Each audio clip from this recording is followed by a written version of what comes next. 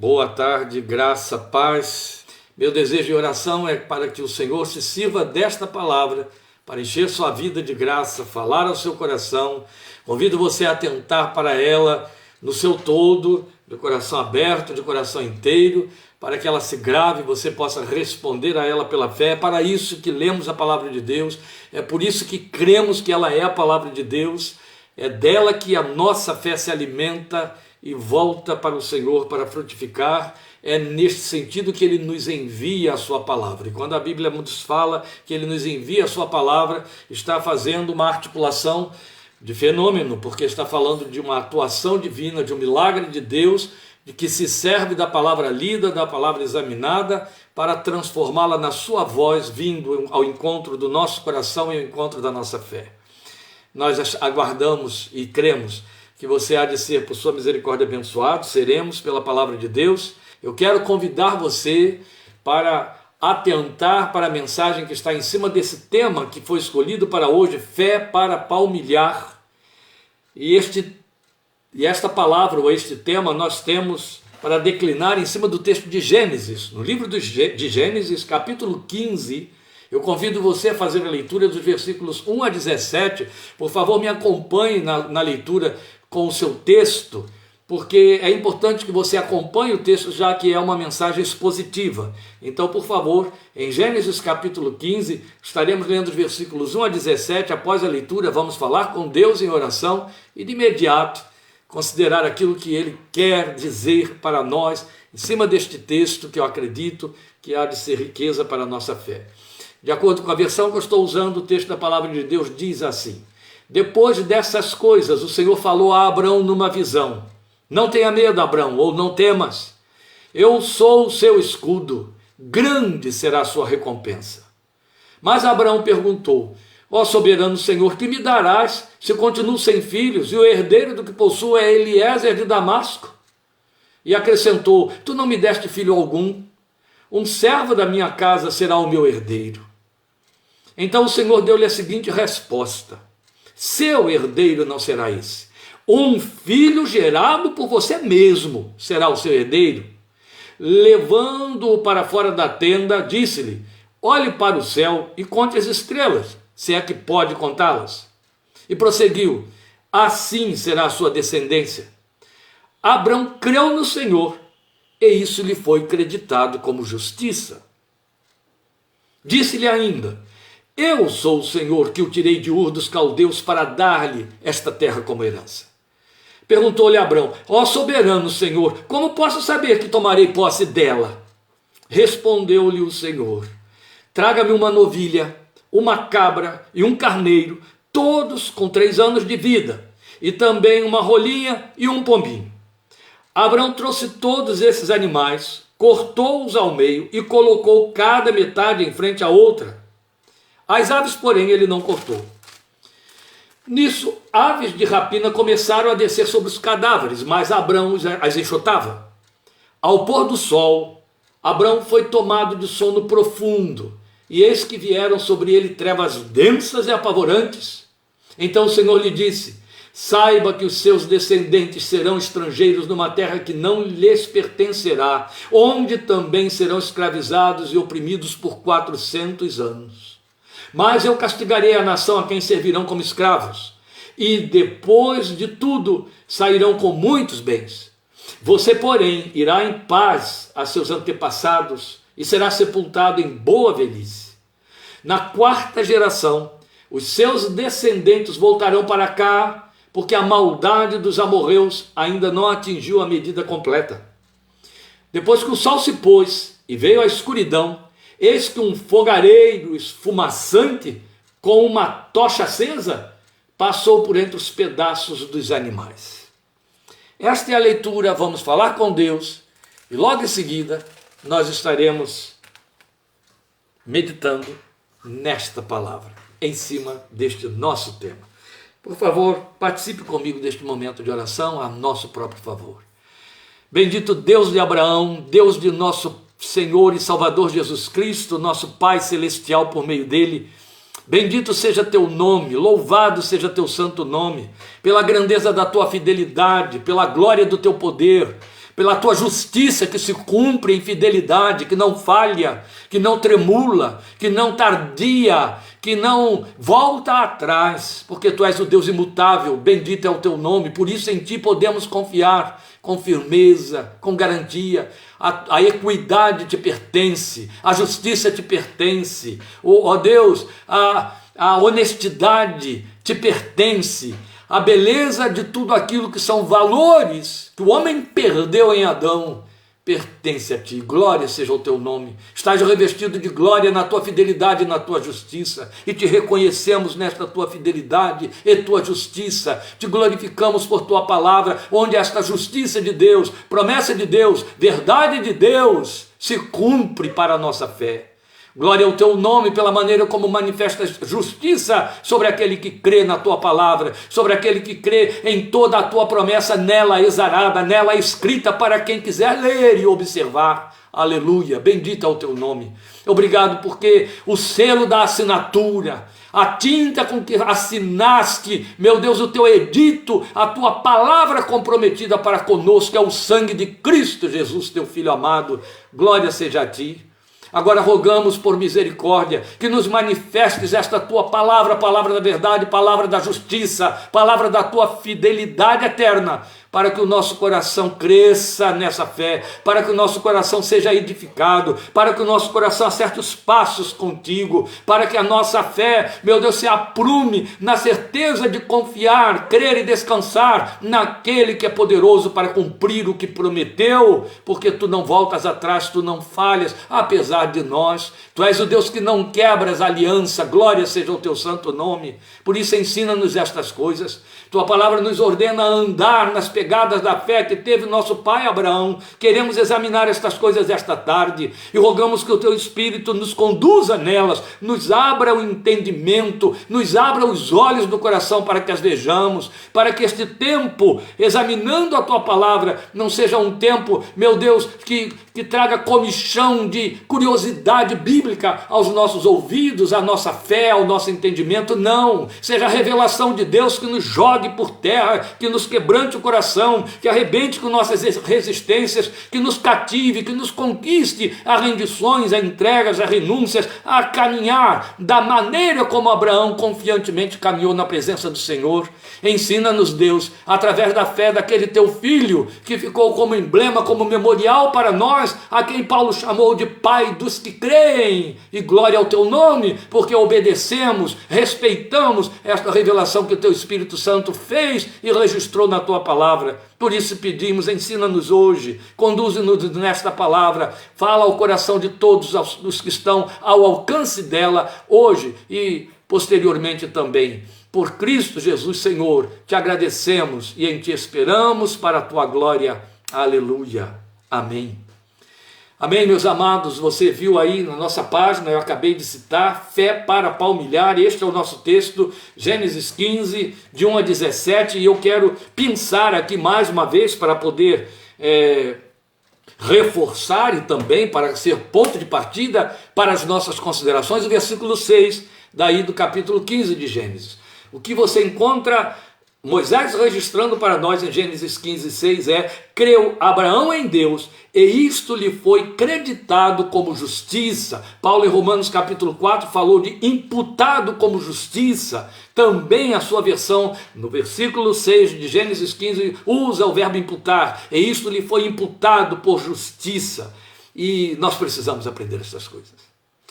Paulo se serve deste momento histórico e profético na experiência de Abraão com Deus, para dele derivar a sua assertiva que eu acabei de lembrar a vocês e que se encontra em Romanos 4. É Romanos 4, versículo 9. Romanos 4, versículo 9, onde Paulo diz, no caso de Abraão, a fé lhe foi creditada ou imputada como justiça. Ele está se referindo exatamente a Gênesis 15, 6. E isso depois de ter concluído o versículo 5, que disse no versículo 5 ainda de Romanos 4, no caso, aquele, se referindo a Abraão, aquele que não realiza obras ou não trabalha, como diz a minha versão, mas confia em Deus, que justifica o ímpio, sua fé lhe é imputada como justiça, ou sua fé lhe é acreditada como justiça. Estamos falando de declarações profundamente gloriosas, que abalaram as estruturas do judaísmo legalista de Moisés, que implantaram os fundamentos da confissão cristã, da nossa confissão evangélica, acima de qualquer outro tipo de confissão. Porque toda a nossa estrutura confessional evangélica, ela se apoia nestas máximas do apóstolo dos gentios. Os credos protestantes a chamaram de sola gratia, e é fato. Toda a nossa estrutura confessional se apoia aí, nestas máximas, que Paulo corre para dizer para nós e faz com que a nossa estrutura também corra para se dirigir e se satisfazer na obra de Cristo na cruz como o grande, único e suficiente recurso de Deus para justificar aquele que crê nessa obra substitutiva de Cristo, Cordeiro de Deus que tira o pecado do mundo. Bendito e glorificado seja seu santo nome. A experiência de Abraão ao crer foi em cima de uma promessa divina confrontada pela realidade crua que cercava esse homem de Deus. Você lembre, ele chega para Deus, foi a leitura que fizemos aqui, depois de ouvir Deus se revelar a ele e dizer, Deus dá o despertamento, Deus envia a palavra que provoca a fé e diz para ele, não tenha medo, não tema, Abraão, eu sou o teu escudo e o teu galardão será muito grande. Eu acho que Abraão contabilizou isso muito rapidamente para dizer, como assim, Deus? O que o Senhor quer me dar se tudo quanto eu desejo, espero e quero é ter uma posteridade? Eu não tenho, o Senhor nunca me deu nenhum filho. Se alguém vai ser a minha posteridade, vai ser aí o Damasceno Eliezer, que nem faz parte do meu povo. Mas ele sabia que estava falando de algo que era muito pertinente à cultura da época. Acontece que exatamente Abraão não percebeu que a promessa estava espicaçando no seu coração a fé sobre essa necessidade e desejo do Filho de Deus, do servo de Deus, a sua posteridade. É quando o Senhor o chama para fora da tenda, manda ele olhar para o céu estrelado e diz, conte as estrelas, se é que você pode, assim será a sua descendência. Não vai ser o Damasceno que será o seu herdeiro, mas um filho nascido de você, nascido da sua casa, este será o seu herdeiro. Ora, todo mundo conhece a história de Abraão. E se você não a conhece muito bem, por favor, pare em cima de Romanos, capítulo 4. Paulo entra em muitas minúcias para esclarecer o que se passou ali. Depois também, Hebreus, capítulo 11. Você vai ter a dilatação desses esclarecimentos para mostrar que o contexto em que a promessa chega para Abraão era o da inviabilidade total e plena para crer. Esta é a razão porque Paulo usa uma expressão enigmática em Romanos capítulo 4, quando ele diz que Abraão, esperando contra a esperança, creu. Quando ele diz esperando contra a esperança, o que ele está dizendo é, Abraão não tinha sinalização alguma que justificasse esperar, não tinha garantia de nada que justificasse esperar. Pelo contrário, a esperança de Abraão era o Damasceno Eliezer. Mas Deus fala e então ele espera contra a esperança que ele tem. E aí Deus honra essa fé. Esse é o momento magno em que no versículo 6, Moisés registra, creu Abraão em Deus. Depois que Deus mostra as estrelas no céu, quer dizer, Deus cria uma metáfora para Abraão que torna ainda mais absurda, mais ridícula a promessa. Se já era difícil crer que um homem engelhadamente velho viesse a essa altura ter um filho nascido na sua casa, quando a sua mulher já era estéril antes de envelhecer. Imagine agora Deus chega e diz, não, você vai ter um filho e vai ser tão vasta a sua descendência que vai ser como as estrelas do céu, se é que você pode contá-las. Deus piora tudo. Mas a despeito de Deus ter piorado tudo, ou seja, Deus ter tornado tão complicada a ação de crer, Abraão creu. Esta é a razão porque imediatamente Moisés disse, creu Abraão em Deus, e isso lhe foi imputado por justiça. Paulo corre então depressa para nos dizer em Romanos 4:9, repetir o texto, creu Abraão em Deus, e isto lhe foi imputado por justiça. Quando Paulo diz em 4:9 de Romanos, que Abraão creu que Deus justifica o ímpio, aquele que não realiza nenhuma obra, mas apenas crê. O que ele está dizendo é, Abraão não fez nada que justificasse a promessa de Deus para ele. Abraão não fez nada que lhe desse garantias, ou direitos, ou méritos para Deus lhe trazer tamanha e tão sedutora promessa, tão atraente promessa. Ainda assim, Deus justificou Abraão pelo simples fato de crer. Isso é muito importante, porque o que nós temos aqui é que Abraão ouve a palavra da promessa e arrasou-a quanto à realidade circunstancial que o cercava, o fato de não ter herdeiros, quando a promessa lhe afirmava uma descendência incontável. E a despeito desse fato real e perceptível, a despeito da extraordinária dimensão da promessa, que falava em multidão, a um homem que não havia gerado sequer um único filho, o homem de Deus decidiu crer em Deus, em sua palavra empenhada, embora o absurdo da promessa por sua magnitude, Deus de imediato o cobriu de justiça. Quero mostrar a você porque que Paulo faz um paralelo entre este momento de Abraão e todos aqueles a quem ele chama de filhos de Abraão pela fé, quando têm o mesmo tipo de atitude para com a promessa de Deus. Na sua palavra, Deus nos faz uma promessa não menor do que a que fez a Abraão, não menos absurda do que a que fez a Abraão. Deus disse, olha, eu quero te dar vida eterna, uma vida cujo número de anos vai ter a infinitude das estrelas que não podem ser contadas. Eu quero te dar uma vida eterna comigo. E eu já empenhei os meios pelos quais você pode ter vida eterna comigo, na minha presença. Meu filho morreu no seu lugar na cruz do Calvário. Você pode crer que a morte dele me satisfaz e eu a recebo no seu lugar para te dar vida eterna? Pensa que isso é fácil. Se fosse fácil crer que Jesus morreu na cruz no meu lugar e eu crendo nisso, isso me dá vida eterna com Deus, todo o mundo, o universo dos homens seriam crentes. Não são, quanto Jesus deixou muito claro, que os que vão crer nesta promessa representam uma minoria muito, muito pequena, para fazer redundância. São muitos, ele disse, os que passam pela larga porta da perdição. E são poucos os que passam pela porta estreita da salvação. Mas quem crê, entende por que Paulo trabalha com isso? Quem crê numa promessa que é de um absurdo tamanho, como o absurdo que foi a promessa que Deus fez a Abraão, o homem estéril, casado com uma mulher estéril,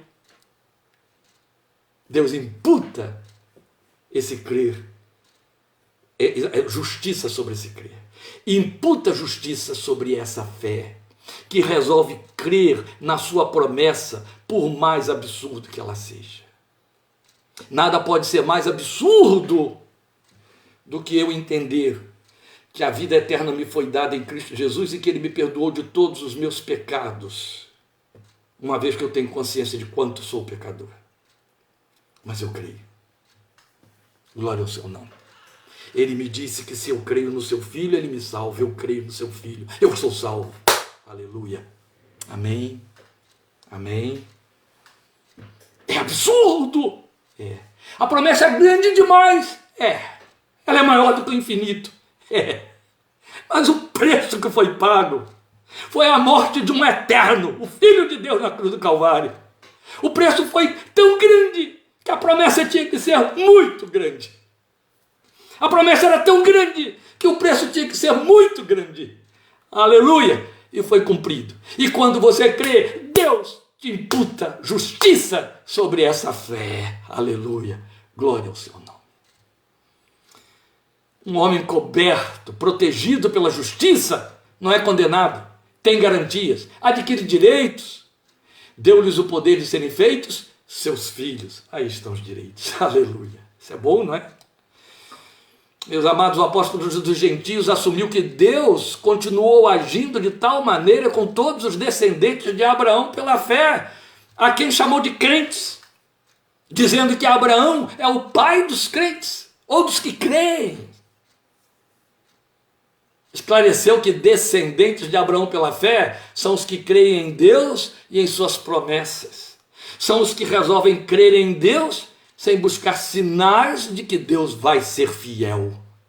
Se Deus me provar assim ou assado, eu vou crer. Isso não é crer em Deus. Isso é pôr Deus à prova. E ouvimos domingo passado que quem propõe isso é Satanás. Não foi isso?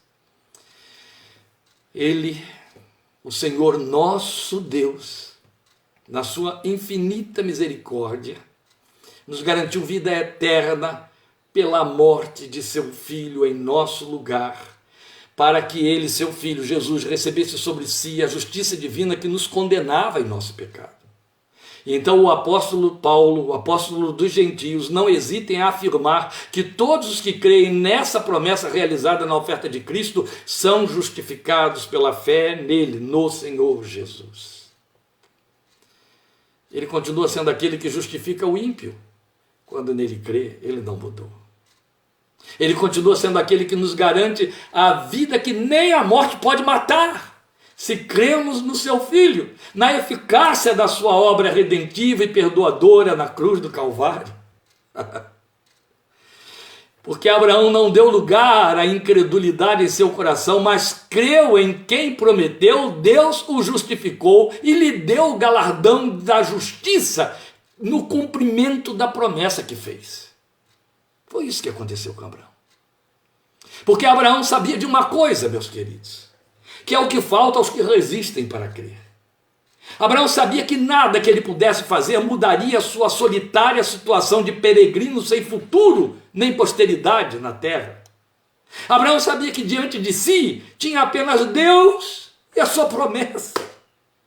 Continua sendo assim para o ser humano. Entre o homem e a sepultura, entre o homem e a absoluta certeza de que ele vai morrer, entre o homem e a eternidade, entre o homem e o que vem depois da sepultura, existe apenas Deus e a sua promessa, ou desespero. Entende? E Abraão sabia disso, que tinha somente Deus e sua promessa diante de si.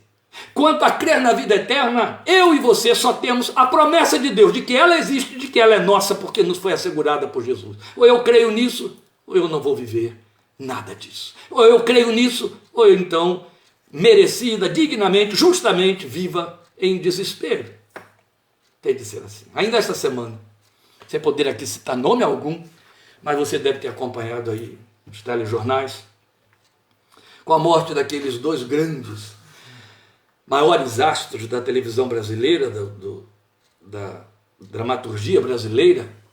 Um deles, já bastante, muito idoso, ao se pronunciar choroso, sentido, disse: a morte é a pior coisa que pode existir.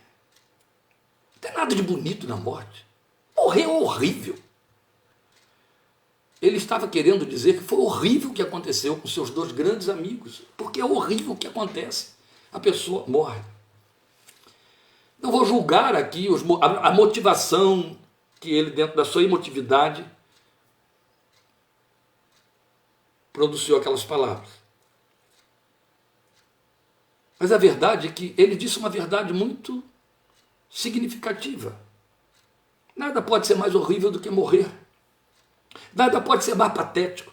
Nada pode ser mais simplório, nada pode ser mais deprimente, nada pode ser mais ridículo, nada pode ser mais abominável do que morrer. O homem contrai ao longo da sua existência, independentemente de qualquer ideia de pecado, ele contrai crescimento, ele nutre sabedoria, ele cresce. Quanto mais velho, mais sábio, mais experimentado. Quanto mais quer aprender, mais aprende. Mais cresce por dentro, mais se instrui.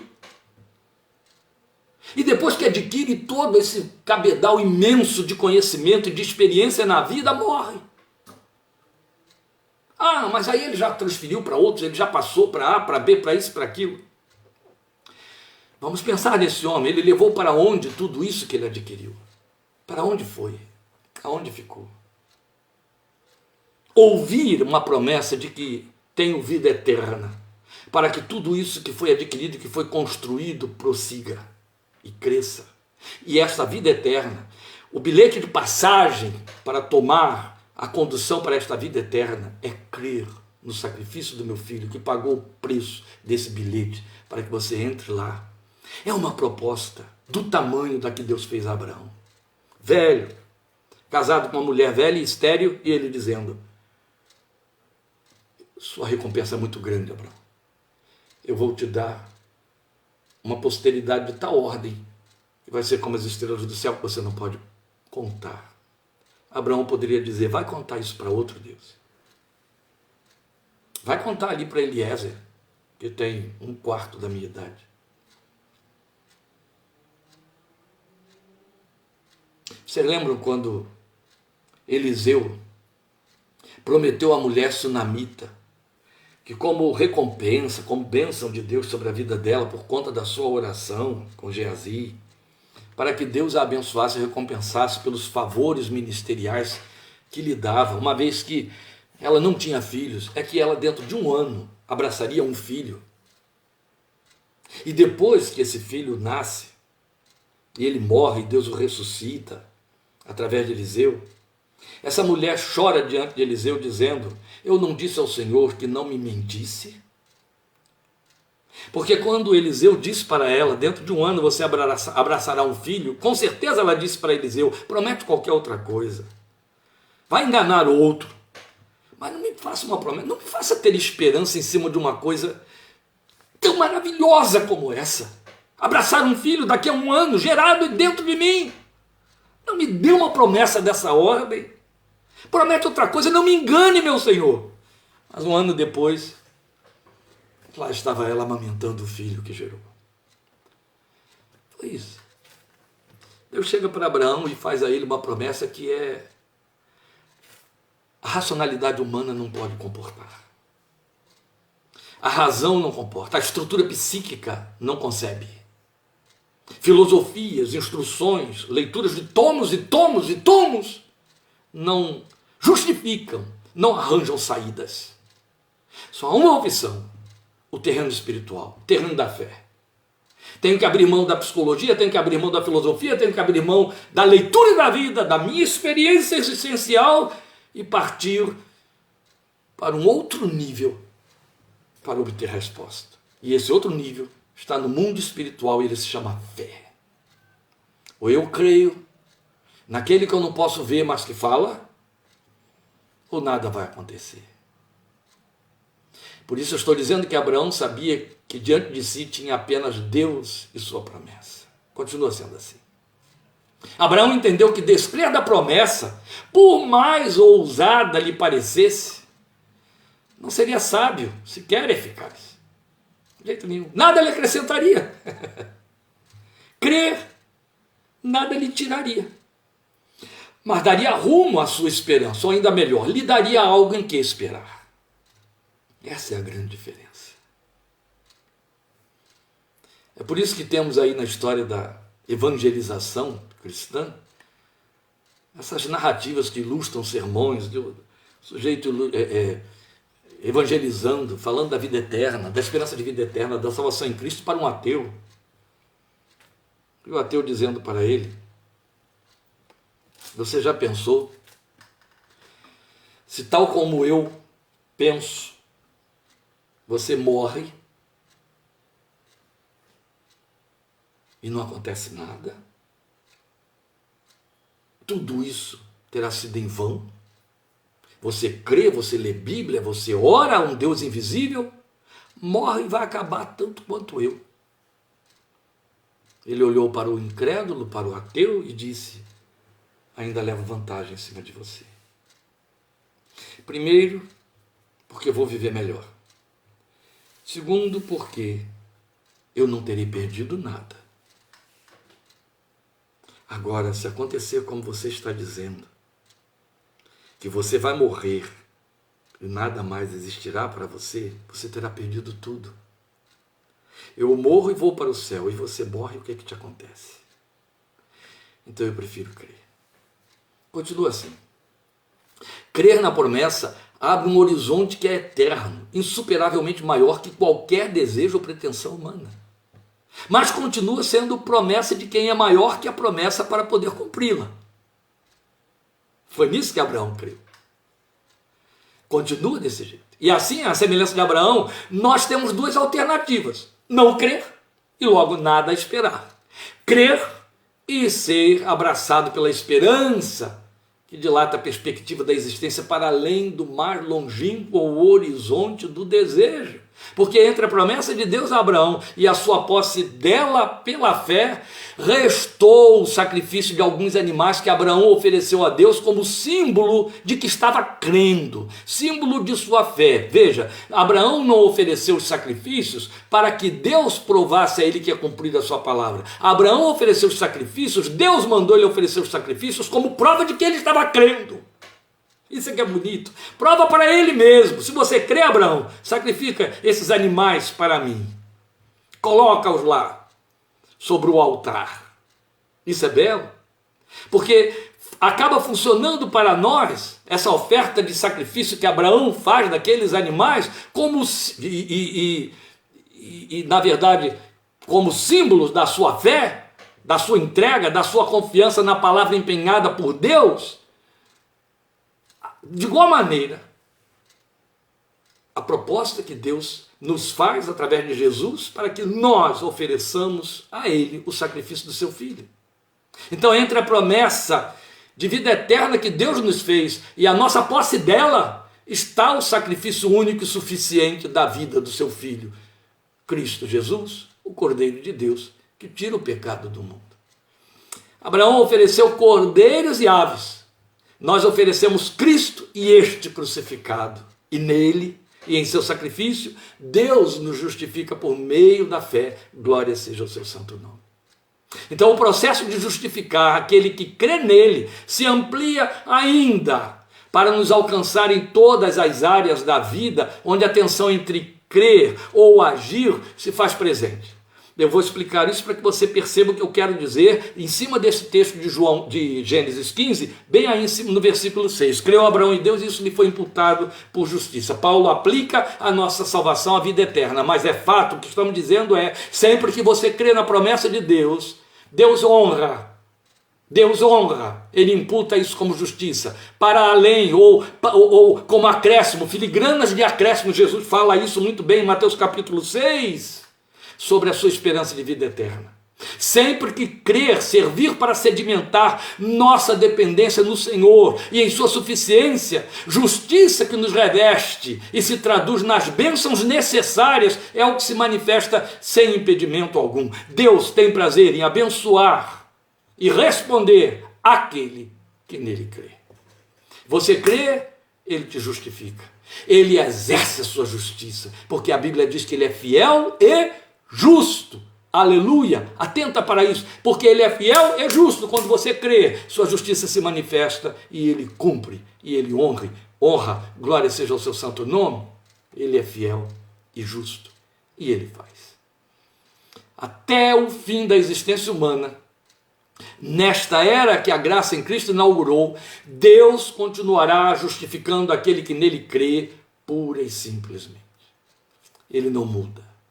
E é nesse particular que devemos continuar observando os movimentos de Abraão por meio da sua fé, que eu estou chamando aí de fé para palmilhar, ou de passos palmilhados, à luz daquilo que nos orienta o apóstolo Paulo em Romanos capítulo 4, versículo 12, ao dizer que Abraão é pai também dos que andam nos passos de sua fé, daí fé para palmilhar.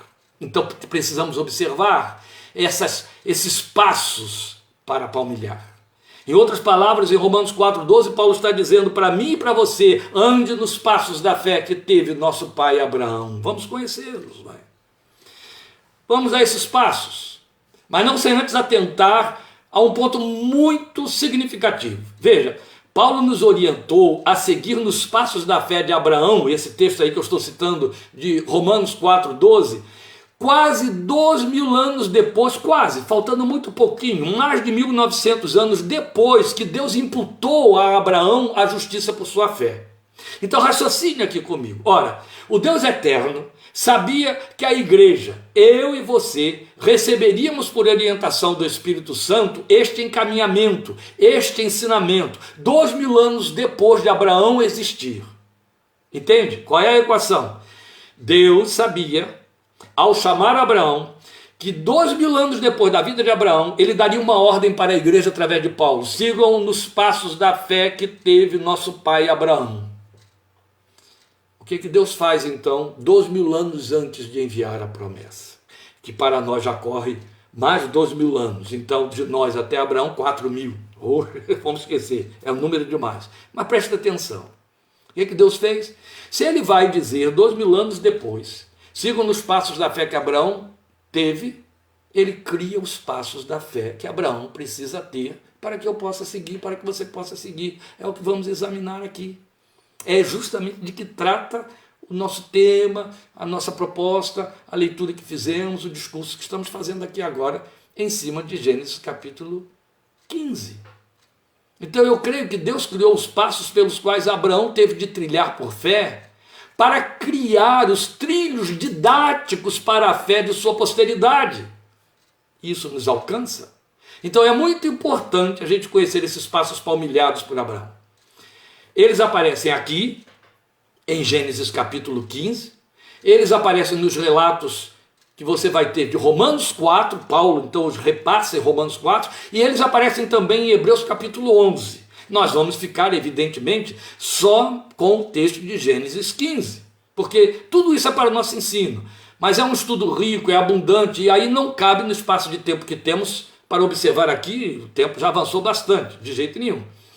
Mas vamos por hora, e é o que quanto nos basta, observar os que despontam aí então neste texto de Gênesis 15, que registram o momento da promessa e as primeiras reações, ou os primeiros passos de Abraão por fé, para que a gente siga. Então vamos a eles. Qual é o primeiro dele? É o que eu tenho repassado aqui desde o início, no versículo 6. Abraão creu em Deus. Este é o primeiro passo.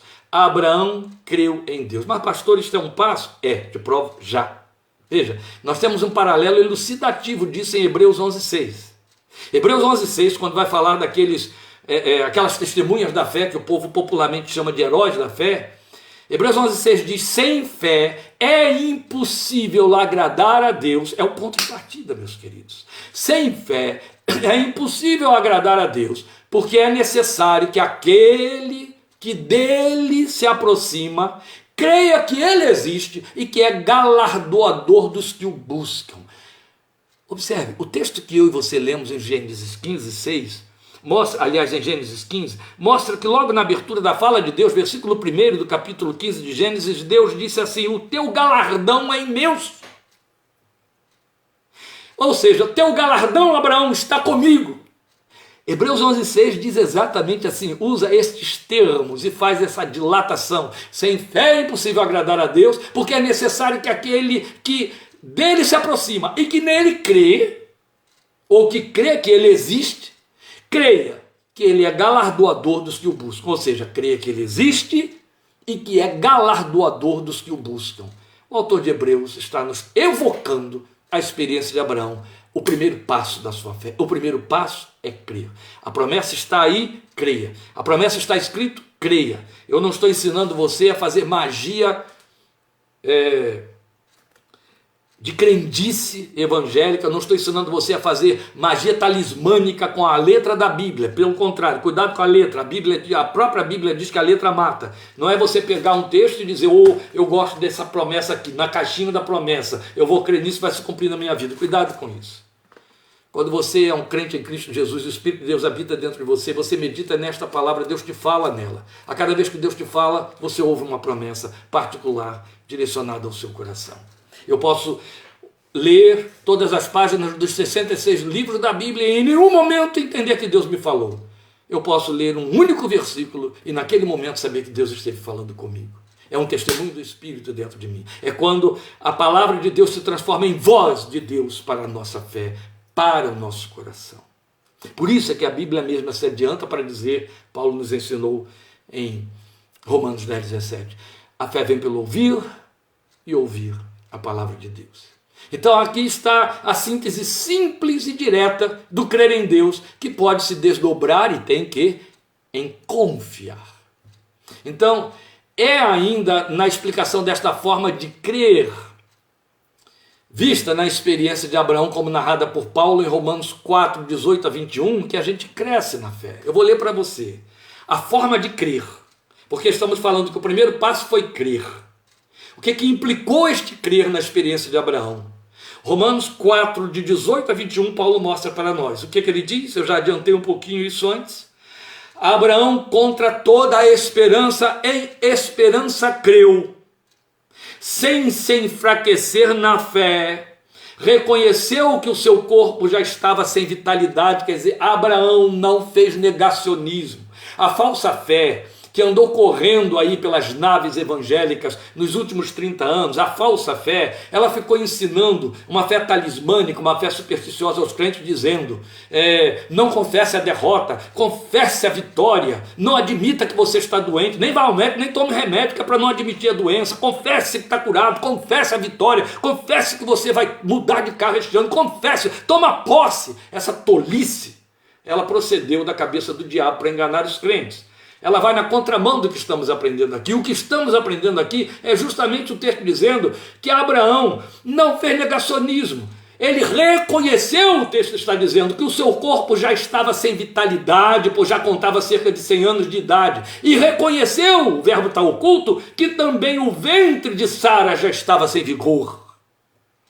Mesmo assim, o texto disse, não duvidou, nem foi incrédulo em relação à promessa de Deus, mas foi fortalecido em sua fé e deu glória a Deus, estando plenamente convencido de que ele era poderoso para cumprir o que havia prometido. O texto não diz, estando plenamente convencido de que a sua fé era poderosa para realizar a promessa de Deus, que é o que andaram ensinando aí. A fé da fé. A fé na fé. Isso não existe. Abraão estava certíssimo de que quem prometeu não podia falhar, de que quem prometeu ia cumprir porque era poderoso e justo. Então não volta atrás, não falha. Isso é crer. Olha para a realidade e ela vai contra tudo. Então espera contra a esperança. Olha para a realidade e ela não sinaliza nada a favor daquilo que espera, daquilo que crê, daquilo que Deus disse, mas ele continua crendo. E enquanto espera, fortalece a fé, dando glória a Deus.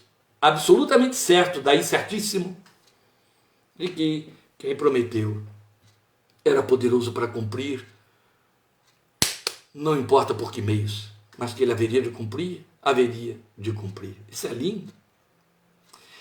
Este é o primeiro passo, e esta forma de andar nele, crer contra toda a esperança, crer contra todas as mensagens atravessadas que chegam tentando atrapalhar isso aí. Mas temos o segundo passo, e ele pode ser visto nos versículos 9 e 10. Volta a Gênesis 15.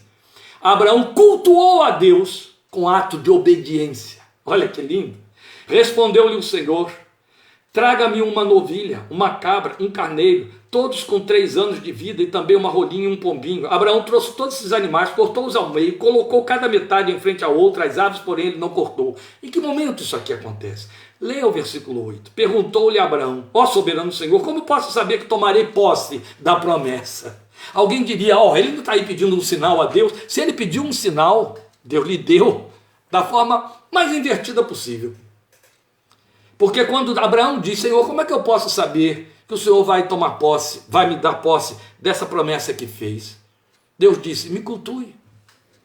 Enquanto isso, me adore, ofereça, ponha ofertas no meu altar, dê. É lindo, quando você vai para Hebreus capítulo 11, aquele clássico texto que nos ensina a fé, que define fé para nós. Ele começa dizendo que, porque Abel teve fé, ofereceu. Vulgarmente, eu estou fazendo uma redução proposital, mas verdadeira. Vulgarmente, nós popularizamos uma fé invertida, antibíblica, que diz assim, Pela fé eu recebo, pela fé eu tomo posse. Hebreus me ensina que pela fé eu ofereço, pela fé eu entrego. Foi exatamente o que Jesus disse. Quem quiser vir após mim, renuncie a si mesmo, entregue, tome a cruz. O processo é o mesmo. Foi o Pai de Jesus, foi o Deus eterno quem falou com Abraão. Jesus não ia ensinar um outro evangelho, não ia dizer de forma diferente, de maneira nenhuma. Nós estamos acostumados a pensar na obediência de Abraão à luz de Gênesis 12, de 1 a 3, onde ele aparece pela primeira vez em cena no registro de Gênesis, quando Deus lhe manda deixar a casa de seu pai e seguir na direção que ele, o Senhor, lhe apontaria. De fato, ali Abraão obedeceu cegamente a Deus, mas atender à ordem divina de prestar um culto como sinal de que cria. Oh, meu querido, se eu não cresce que o Espírito Santo de Deus está aqui entre nós, conduzindo esta palavra, transformando-a em palavra profética, eu me sentiria fazendo um papel de tolo e ocupando tolamente seu tempo. Eu ocupo esse espaço, eu ocupo esse tempo, eu abro esta palavra sagrada, porque eu creio no soberano agir do Espírito de Deus, que a torna viva e eficaz e penetrante. E eu creio que é profeticamente que Ele está nos dizendo isto nesta tarde. Quando você, crente, aguarda o dia da sua salvação, e enquanto aguarda, você cultua, você oferece, você adora, você dá provas a Deus de que crê nele, cultuando. Foi o que Deus pediu a Abraão, foi o que Jesus disse à mulher samaritana. O Pai busca adoradores que o adorem em espírito e em verdade. Abraão, eu vou garantir a você a promessa que eu lhe fiz: me cultue, ofereça animais, sacrifício. Vamos lembrar que o culto daquele tempo, que precede a instalação do judaísmo, era oferecendo altares de holocaustos e sacrificiais. Hoje é adorar a Deus, é celebrar o Deus e Salvador, o Pai de nosso Senhor e Salvador Jesus Cristo, cantar louvores ao seu nome, oferecer a Ele sacrifícios de louvor, como Pedro nos ensinou, assumindo o nosso lugar de sacerdócio real. Aleluia! Este é o sinal. Eu sou um cultuador, eu sou um adorador enquanto eu aguardo a promessa se cumprir. E enquanto eu faço isso, e o que eu estou fazendo, os emblemas de que eu estou me servindo, que no caso é a cruz do Filho de Deus, é este sinal, a sombra dessa cruz sobre mim, eu estou reafirmando para a minha fé que eu estou salvo, eu estou reafirmando para a minha fé a certeza que eu tenho da promessa de Deus. Por isso eu celebro oferecendo esses animais cortados ao meio, ou seja, a vida de Jesus na cruz do Calvário, o Cordeiro de Deus que se deu por mim, para tornar tudo isso verdadeiro, real e factível. Isso é muito importante. Hebreus 11, ao citar as grandes testemunhas da fé, que eu digo que a maioria chama aí de heróis da fé, ele mostra como a fé no coração de cada um deles os moveu à obediência, começando com Abel, depois passando por Noé, indo por Abraão até os últimos valentes daquela epopeia hebreia. Então, quando nós cremos, nós obedecemos, nós cumprimos, nós doamos, nós ofertamos. Esta é a prova de que estamos crendo. Este é o culto que oferecemos a Deus. Dia 29, lembra, eu estou te convidando para o culto do dia 29, o dia do meu jubileu de salvação, o dia em que eu completo 50 anos de redimido por Cristo Jesus, de ter rendido a Ele minha vida. Neste dia eu estarei lembrando a você, o salmista dizendo que darei ao Senhor por todo o benefício que me tem feito. Lá para o meio do salmo ele diz: tomarei o cálice da salvação. É isso que Abraão está fazendo aqui, é isso que você faz quando olha para a cruz, quando chega diante de Deus e diz: graças te dou por Cristo Jesus, teu Filho, meu Salvador, que morreu na cruz do Calvário em meu lugar, que derramou o seu sangue para me purificar dos pecados e me dar a vida eterna, para me tornar teu filho pela fé, por meio dele. Glória ao teu nome. Quem crê obedece, quem crê oferece, quem crê cultua, quem crê doa. E este passo de fé de Abraão é imprescindível se queremos ver a mão de Deus agindo em nossas vidas. Vamos lembrar, é impossível agradar a Deus sem fé. E é necessário, importa que aquele que creia, que se aproxima dele, creia que ele existe e que galardoa aquele que nele crê. O terceiro e último passo, você pode ver um trecho mais longo, que eu não vou poder ler de novo, porque senão haja tempo.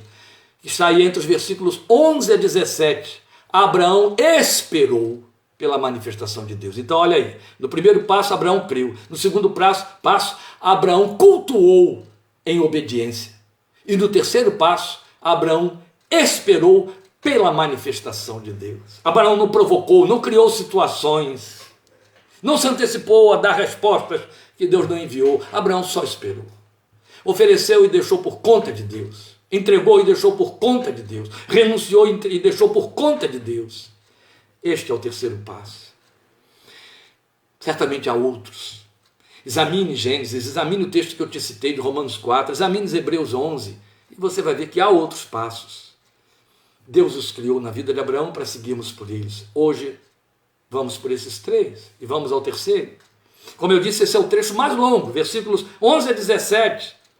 Mas nesse trecho mais longo, que nos se afigura como emblema para a nossa fé, eu já fiz menção dele, seguir nas pegadas da fé que teve nosso pai Abraão. Este passo, esta pegada é imprescindível. Então vamos observar, já vimos, ele fez o seu culto, ele ofereceu sacrifício de animais como Deus lhe havia ordenado. Nós também oferecemos a Deus o sacrifício de seu Filho e nos posicionamos na sua entrega por nós. Nós recebemos, cremos e confessamos Jesus como sacrifício substitutivo, que morreu a morte substitutiva, a minha morte, ele morreu em nosso lugar. Oferecemos isso a Deus, foi a nossa entrega. Mas há entregas particulares, individuais, intimistas, que são requeridas e esperadas. Volta ao texto em que Jesus disse: se quiser seguir após mim, renuncie-se a si mesmo. É evidente que quando você ouve o verbo renunciar naquele texto, negue-se a si mesmo, a primeira coisa que lhe ocorre, e não falta quem trabalhe com isso, é dizer que se trata de renunciar a coisas palpáveis, visíveis, perceptíveis, contabilizáveis. Pode ser que a sua renúncia abarque as coisas do mundo temporal.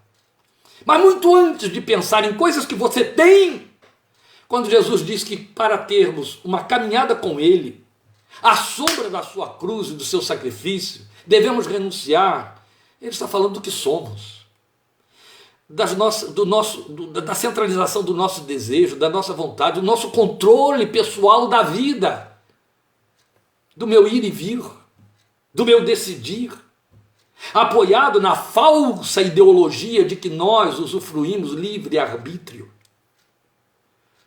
Então, porque eu tenho livre-arbítrio, eu sou o dono e o destino final da minha vontade. Jesus chega e diz assim: vamos acabar com isso aqui. Quer me seguir? Joga fora o seu arbítrio. Renuncia a si mesmo. Veja, o correlato da oferta daqueles animais feita por Abraão em nossa vida tem a ver com a entrega, renúncia. Em nossa vida tem a ver com renúncia. Quando se dá algo a Deus dentro da medida do que Jesus determinou, que eu estou chamando de, lembrando, como renunciar a si mesmo, negar a si mesmo para segui-lo, perde-se a doação como um sacrifício. Quando se doa a Deus, perde-se o que se doa. Se a Ele damos nossa vida e o nosso propósito de viver, não podemos tomar de volta. Foi Jesus quem disse que todo que perder sua vida por amor a Ele, achá-la-á. Ato seguinte ele diz: e quem a ganhar, perdê-la. Quem quiser ganhá-la, perdê-la. Isso nunca mudou no caminho do Evangelho. Não se trata de ser mártir, morrer fisicamente. Seria uma tolice. Não. Trata-se de perder a vida nele, para dentro dele. Perder para ele, entende? Excluindo todas as esferas motivacionais outras para a existência. E ele dá conta. Aleluia. A Bíblia não muda essa linguagem, não muda esse discurso. Você vai encontrar Paulo tacitamente dizendo isso em Romanos 14:7. Nenhum de nós vive para si ou morre para si. Se vivemos, para o Senhor vivemos. Se morremos, para o Senhor morremos. De sorte que quer vivamos ou morramos, somos do Senhor. Isso é evangelho, meus queridos. Menos do que isso é ser membro de igreja. Ser discípulo de Jesus, seguidor de Jesus, no tremendo desafio desta geração materialista, debochada, incrédula, imoral, decaída, como Paulo diz em Filipenses 2,15, corrupta. É viver, Romanos 14:7, É viver Mateus, quando Jesus diz, Mateus 11, Mateus 10, quem quiser achar a sua vida vai perdê-la, mas quem a perder por amor de mim vai achá-la. É renunciar a si mesmo, é fazer a entrega que não pode ter volta mais. Isso é evangelho, isso é evangelho. Pode ser que envolva como exteriorização renúncias de algumas coisas, de alguns programas de vida, mas ele está falando do seu coração, do seu interior, do seu elan para a existência, entendeu? A oferta de Abraão ficou sem resposta imediata, aparentemente. Lembram disso? É o que está aí. Eu não reli o texto, mas você pode voltar a ele. Abraão colocou aquelas partes cortadas ali sobre as pedras e ficou esperando, e esperando, e esperando. Até mesmo aves de rapina vieram tirar proveito daquela oferta. Mas Abraão não negociou. E aqui continua emblematicamente a mensagem profética. Quantas vezes aves de rapina, chamados mamãe, papai, irmão, filhos, parentes, amigos, vieram tentar comer a sua oferta entregue ao Senhor. Vieram tentar dizer, não, eu quero ter parte disso aí. Não desperdice, não desperdice. Aves de rapina. Abraão as enxotava. Oh, gente, perdoe o abuso dessa individualização, mas eu já tive que enxotar muitas aves de rapina na minha vida. Obrigado, Ana Maria, é isso aí mesmo. Quem tem ouvidos para ouvir, que ouça. Eu já tive que enxotar muitas aves de rapina na minha vida.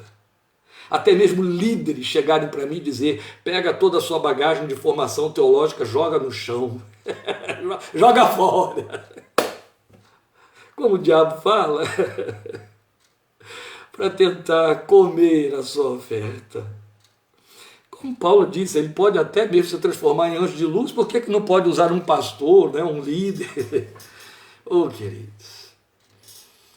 Está lá Abraão esperando, a oferta foi feita e as aves vêm, eu quero ter parte disso aí, eu quero participar. Elas vêm do alto, elas vêm voando, elas parecem anjos, né? São aves, elas batem asas. Deus tem misericórdia. Ele as enxotou. Elas não poderiam levar o que ele deu para Deus pela fé, ainda que aparentemente. Ainda que aparentemente parecesse que Deus não estava fazendo caso da oferta. Meus queridos, o tempo do silêncio divino sobre a entrega foi tão longo na experiência de Abraão, que ele foi tomado de cansaço e adormeceu, como se o próprio Abraão tivesse cansado de esperar uma resposta de Deus ou uma realização. E ele ainda foi cercado pela escuridão, o texto diz. E teve pavores no meio da escuridão. Você já passou por isso? Quanto isso é sinalizador para nós também, na verdade? Aqueles longos silêncios de Deus sobre as nossas esperanças, sobre as nossas orações, sobre os nossos cultos e entregas, como se ele tivesse ficado desinteressado. Aí a gente perde a visão da esperança nesses momentos, a gente fica tomado de aturdimentos, como aconteceu com Abraão, como se rodeados pela escuridão. Mas o Senhor é fiel, ele disse e sempre cumpriu o que está em Números 23:19. Deus não é homem para mentir, nem filho do homem para se arrepender. Se ele prometeu, é certo que fará. Se ele falou, ele há de cumprir. Glória seja o seu nome. Não importa tempo, não importa nada disso. Qual foi a oferta que você renunciou e colocou sobre o altar? Seu filho perdido, sua filha perdida, seu cônjuge perdido. Seu desejo de ser um crente mais fiel, mais profundo, mais cheio do Espírito de Deus. E você está aguardando essa teofania acontecer. Ainda não aconteceu. Não perca a esperança. Não dê ouvidos às aves de rapina. Continue esperando. Continue esperando. Aquele que recebeu o seu culto, a sua oferta, vai pôr fogo nela. Foi por isso que Osés disse para os que creem, no teu Deus espera sempre, sempre. Qual é o tamanho do sempre, meu querido? Sim, o fogo do poder de Deus, de sua aprovação e investimento, surgiu como um luzeiro no meio da escuridão, queimou as ofertas, para que subissem ao Senhor em seu aroma, cumprindo o que Abacuque um dia também vivenciou e escreveu para a nossa fé. Está em Abacuque 2:3. Pois a visão aguarda um tempo designado. Ela fala do fim e não falhará. Ainda que demora, espere-a, porque certamente virá e não falhará. Aleluia! Esse é o nosso Deus. E com isso eu encerro o nosso encontro desta tarde, com essa mensagem que ficou longa aí para você.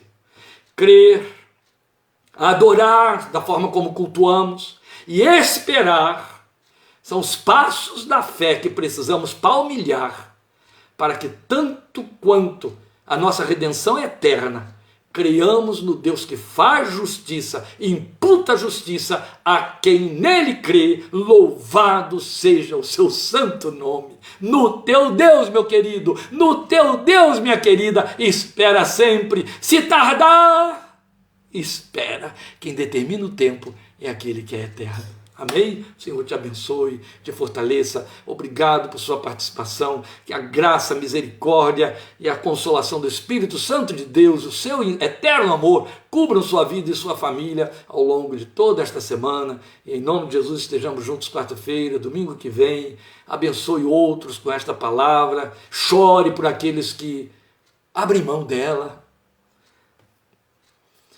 por razões que só Deus conhece. Mas ore pela igreja, que quer tudo, menos se envolver com a verdade de Deus, que é a única que não falha. Tudo passa. Esta palavra permanece para sempre. Amém? Deus te abençoe. A paz do Senhor Jesus. Até a próxima semana, para a glória dele. Amém.